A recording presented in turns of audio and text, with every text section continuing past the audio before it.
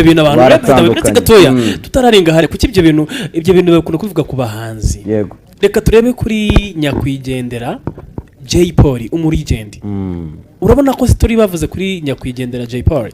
ndetse na Soshomura bavuga ngo madamu ngo Jay Polly ngo hanze ngo famille ngo none urabona nibi ngibi nibyo bagiye kugarura kuri Soshomura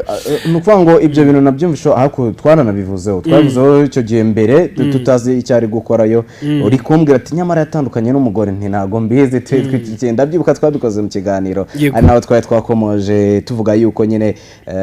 mu muryango social hanze muryango uriya mugore ari hanze tuvuga ko tuzabishakira amakuru arambuye ariko bibaye byiza ubwo step up tuba amakuru yo kugiye twabibabwiye mbere nk'ukwezi cyangwa se amezi abiri ariko social muraraje ashyiraho akadomo aravuga ngiye ntago nkibana n'umugore wanjye nabonye umukunzi mushya uherereye mu Suisse twigendere kwande sasa hari abahanzi benshi dufite hano Rayvan dufite hano ngo tujye kwa Rayvan na Shadib ibintu byagiye bivuga abatipe cyane ugiye kureba bagiye byinshi bagize byinshi bavuga hano ku Nyarwanda so umutipe bakamwita Brenda Mizero yashyize inkuru ku isa 4:46 ku itariki 8 z'ukwa gatanu ni umukobwa nibwo yashyize hanze inkuru nani umutwe w'inkuru bagize bati Rayvan yanyuzwe n'uburanga bw'abarimo Miss Muheto ndetse na Naomi na Soshomura afite umugore mwiza yego umuhanzi w'Umunyatanzania Rayvan Shabani wamamaye nka Rayvan heruka gushyira hanze indirimbo nshya yise Miyamol cyangwa se urukundo rwanjye mu Kinyarwanda ni indirimbo yahuriyemo na mugenzi we muri Angola wo bita Gleason bamuzi uyu muhanzi mu rwego rwo kuyamamaza yayituye abakobwa batandukanye buje uburanga ubwiza barimo wenda iyi foto bari bayifite batuzamura ifoto abakobwa batatu harimo Shadibu harimo Naomi harimo na Muheto yes bakayizamura tukazabona no kwivugaho banayireba abanyarwanda biba fresh kabisa gira ngo abantu bakurikira imbuga za hari abantu batazi abantu turimo kuvuga so rero iyo tubavuzeho barimo no kwiraba fresh sana kabisa bari turimo kuvuga kuri Rayvan n'umuhanzi w'Umurangora yego w'Umurangora ni indirimbo bakuranye uyu muhanzi mu rwego rero rwo kwamamaza iyi ndirimbo yayituye abakobwa batandukanye buje ubwiza bo muri Afrika y'Iburasirazuba iyo tuvuze Afrika y'Iburasirazuba kugira ngo babyumve neza ni u Rwanda ni Tanzania ni Burundi ni Uganda ni Kenya Sudani y'Amajyepfo nayo bayishyizemo tugikomeza bayisaba ngo kuri uyu wa gatatu Gicurasi 2024 nibwo Rayvan yashyize hanze mu buryo bw'amajwi indirimbo igaragara ikizungerezi cy'umunya Ethiopia akaba yarayihuriyemo n'umunya Angola nibyo avugaga Israel indirimbo yumvise thank you yes indirimbo uyumvise ukayisubiramo wumva ko hari uburyo ifite umujyo umwe nuwa Fudo Toya Element Blues Melody na Loscan cyane mu nyikirizo yayo wumva neza bisa cyane kabisa numva inyikirizo abantu bazi Fudo Toya nimwe mu ndirimbo abantu benshi bagiye bakunda kuri ubu rero uyu muhanzi yatangiye kwifashisha uburanga bw'abakobwa batandukanye bakomoka muri ibi bihugu nko agiye bivuga hirya no hino ku isi mu kurushaho kumenyekanisha indirimbo ye nshya yego mu bo yifashishije mu Rwanda yahisemo Miss Muheto Divine wabaye Miss Rwanda 2022 yifashisha Shadibu ndetse anifashisha n'uwo bita Miss Ishimwe Naomi ni Rayvan yifashishije amajwi y'indirimbo ye nshya ndetse n'amafoto Muheto atandukanye yagaragaje ko yashituwe n'ubwiza bw'uyu mukobwa arandika ati umwamikazi ufite ubwiza budasanzwe wo mu Rwanda agaragara neza cyane wo ni Rayvan mu bindi bizongerezi yitabaje abarimo ikizongerezi Jackie Apia wo muri Ghana umuhanzikazi Shansi wo muri Jamaica umunyamideli Kiri Jana umuhanzikazi Teira wo muri Afrika y'Epfo Wema Sepeto kutoka TZD Hamisa Mobeto umuhanzi Ella Star wanakunzwe cyane mu ndirimbo Dorashi wo mu Nigeria Miss Global Africa 2020 ukomoka mu Burundi uzwi nka Ilritia da Queen rwiyemezamirimo Zari Hassan, Ambassadeur Didi Stone muri Repubulika Iharanira Demokarasi ya Kongo nibyo, Tanasha Donna ndetse n'abandi bana. Uyu mutipa zikora azi gukora icyo bita advertisement. Uyu mutipa iyi ndirimbo yarayicariye n'uburyo ari kugira n'uburyo yayifashishije abantu batandukanye, ariko ijya kurishera ku rugo. Twebwe twarebye ibyacu abanyarwanda bacu. Usibye n'ibyo ejo bundi nakurikiranye igitaramo cyo muri weekend ubwo Krizo Ndasigwa wari uri muri stade BK Arena byari bicika mu Kigali, ariko mu Bujumbura Rayvan yakoze amateka i Bujumbura. Nahoze mbona indirimbo arimo kuyiririmba ubona i Bujumbura bakubise buzuye. Ikintu kigaragara nuko muri iyi minsi abantu banyotewe n'imyidagaduro barimo barakunda cyane umuziki hanze. Ibintu byarakomeye wa mugabo we, ducishamo andi makuru tugiye kubabwira wenda gatoya. Hari twagere kuri bombori twigire bombori hagati muri Country Record kumwe na Element. Ndikumva ariho twakigera batuzamura ifoto ya Element iyo nkuru rero turayicarira kuko zamura ifoto ya Element. Aba batipe mani bararaka don't know why ikintu barimo gupfa, ariko burya abajya bavuga ngo nazibana zidakomanya amahembe, cyangwa ngo abantu bakundana aho bageze bakura no bageze bangana. Sinzi ukuntu hari uburyo bivugamo. Abo batipe babiri harimo nizere ko wagezeho namaze kuhagera cyane, bavuga ngo Afroga ko yakomanyije imitwe ya Element na Country Record. Ninde wayandikishije muri RDB Rwanda Development barabyanditse namwe yandikishije hari ikintu kimwe ku bantu bareba gusa, hari ikintu kimwe navuga. Urabona Element ni umwana wakuriye muri Country Record. Ikindi cya kabiri yaba ari na Nopuja n'uwirusizi, Element n'uwikarongi, bose ni kimwe, ni muri Rusizi n'ubundi ni hamwe. Ikindi cya kabiri 2020 nibwo Robson Mugisha ariwe Element yatangiye akora indirimbo ya mbere akorana na Bruce Melody, byari muri Covid nayo. Kandi Afroga ko nubwo bari kuvuga ndagira ngo tuze kubizana kuri beef iri hagati y'umubyeyi we, twakita ngo ntabwo tubivuga ngo ni sebuja kuko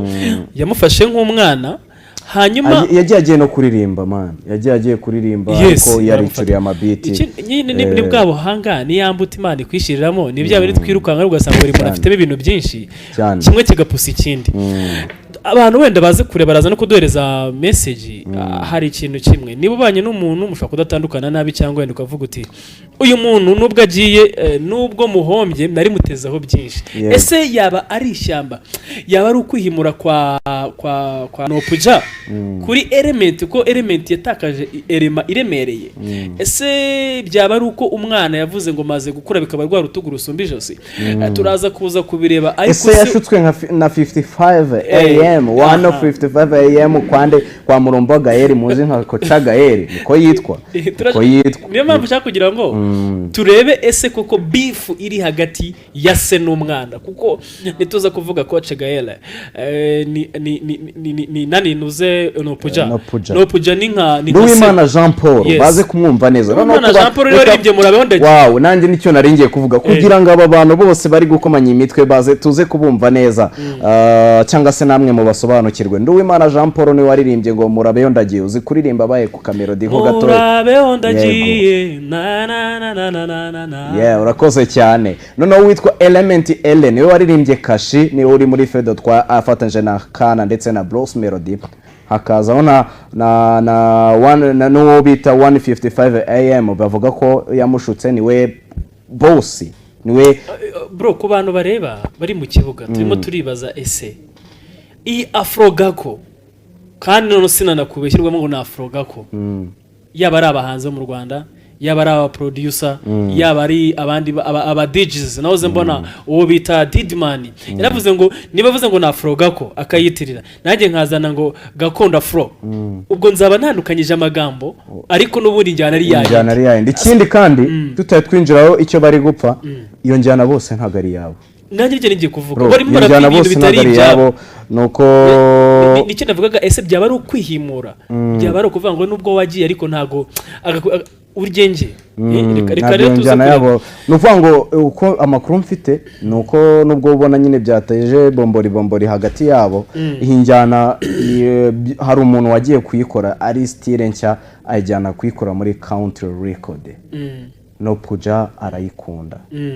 baravuga ati umuzigo twawitira ko cyane ko uwo muntu atari n'umusitari n'umwana ukiri mutoya ngira ngo yigeze no kubimenyesha ni ngo kera ariko kubera nta power play afite izimano z'abana b'i Kigali cyangwa kubera nta power play cyangwa se barengana bro yego kubera nta power play cyangwa se nta support afite baraceceka nyine birazima noneho Element nawe avuye muri 55 am nago mbizi niba ariye bra nawe wasanga ararebye akavuga ati uyu muzigo koko twawe ntabwo Element yavuyemo nyine barabihisha ariko racyari sorry ava muri country yasanga arebye use uriya muzigo ko twese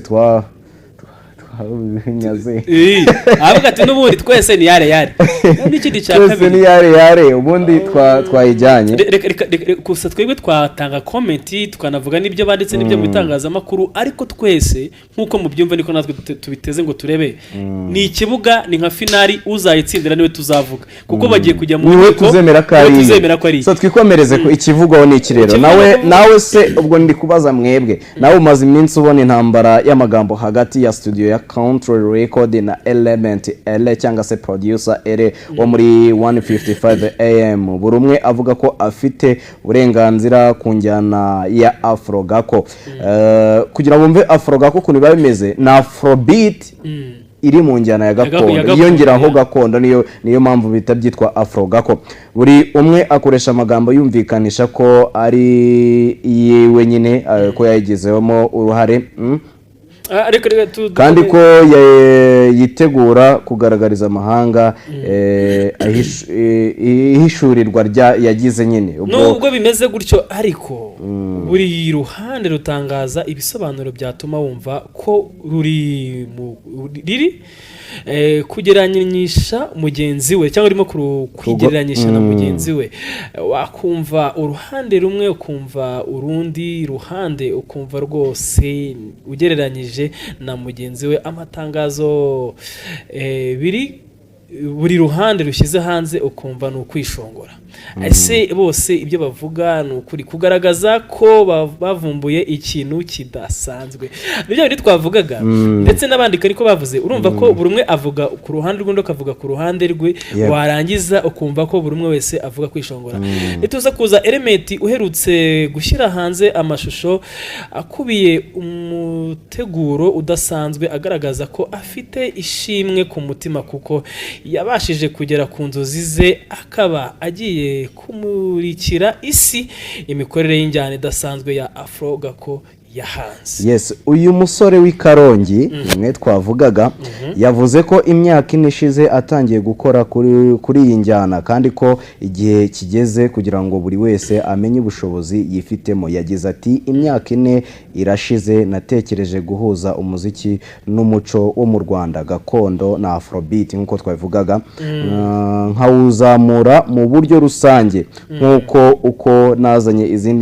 nkuko nazanye izina Afro Gakondo nubwo hari ibihuha bitandukanye wumvise igihe kirageze brother ubabarire kuba nsetse ari ikintu mbonye urabona umuntu bita Pastor P urabona umuntu bita Prince Kiss bose bakanye kandi bose Pastor P no mubyeyi ngira ngo urabona muri ko gato uraza kwibona n'ubundi bwasa bivuga ngo yaba ari Pastor P ndetse na Prince Kiss ntago bemeranya ko bavuga ko bavumbuye ibyo twavugaga harimo kwishongora ariko n'uburiri yanjyana reba Pastor P wa kera man bro nivuga Pastor P umve ari muri bimwe n'abapastora no muri jet aba n'abantu bagiye bakora kera imiziki ya kera ba The Ben bakira abana ba Mastora abana ngo bakira mu Rwanda bagiye kera ndetse n'abari click ahaje none click naje nyuma ya ba Mastora sasa so rero kuvuga ngo umuntu mukuru mu gusa bitaga ba Justin Dadu even muri cyo cyari click na Mastora yari mu nzira zo kugenda ko nawe uri agent ni nko bakumva Pastor P uyu munsi ukumva na Element so mwitangazo country